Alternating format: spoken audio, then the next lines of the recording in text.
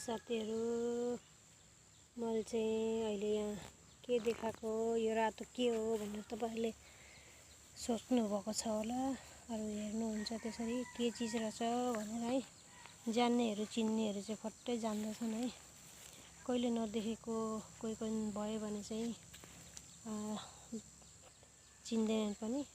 यो हो लोकल टमाटरको गाछ। अनि यिनीहरु चाहिँ के हो भन्दाखेरि यो चाहिँ बीटरुट हो है। बीटरुट है यो। बीटरुट अलिकति लगाएको छु मैले। बीटरुट हो यो। यहाँ पनि छ अलिकति। यो गाजर हो। गाजर अलिकति लगाएको छ। यो यिनीहरु गाजर हो। घरमा खानको लागि किनेर खानु पर्दैन। घरमा अलिअलि लगाएर राख्यो भने खान पुग्छ।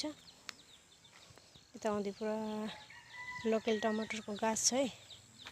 यहाँ पनि हेर्नु लोकल टमाटर छ। यहाँ हेर्नु फल दिँदैछ लोकल टमाटरले।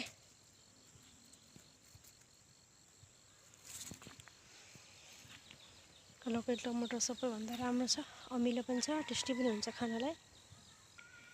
यो चाहिँ हो फ्रेश बिन। फ्रेश बिनको फुल कति राम्रो हो नि। कति मजाको फलेको छ। फ्रेश बिन फल्दैछ। दुई खेप टिपेर खाइयो।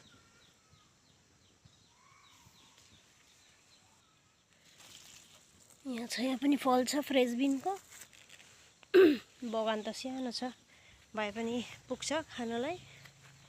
लोकल टमाटरको गाछ जहीँ तहीँ छ।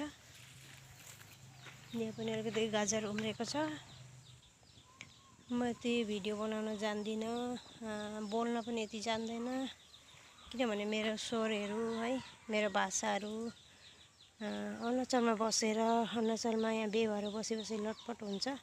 आफ्नो भाषा पनि प्युर राम्ररी बोल्न पनि जान्दिनँ। भए पनि भिडियोहरू हेरिदिनु। यहाँ चाहिँ अलिकति लोकल धनियाहरू छ। बेसी छैन, राम्ररी उम्रिएन। लोकल धनियाहरू पातला पातला छ उम्रेको। यहाँ चाहिँ यो सागहरू है, सलाद खाने साग चाहिँ मैले यहाँ बिउ राखेर यहाँबाट निकालेर पल्लोपट्टि मैले सारे। मान्छेले पनि थुप्रो लग्यो है। मान्छेले फ्रीमा बिजन लगेर रोपेर अहिले खाँदैछ। म देखाइदिन्छु रोपेको पनि।